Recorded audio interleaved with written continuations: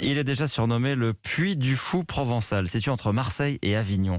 Le Rocher Mistral ouvre ses portes aujourd'hui. Oui, c'est un écrin de 400 hectares entouré de garrigues et surmonté du plus ancien château de Provence, totalement rénové pour accueillir ce projet de parc patrimonial, comme on dit.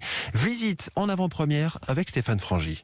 À la lumière de chandelles, des salons, des couloirs sombres se succèdent pour faire défiler l'histoire parfois terrible du château entre peste et révolte. Le comté de Provence brûle et l'on m'informe que les rebelles marchent sur le château de la Barbarin. Il faut les arrêter avant qu'il ne soit trop tard. Au milieu des décors, des acteurs font vivre l'histoire autour de spectateurs en immersion totale.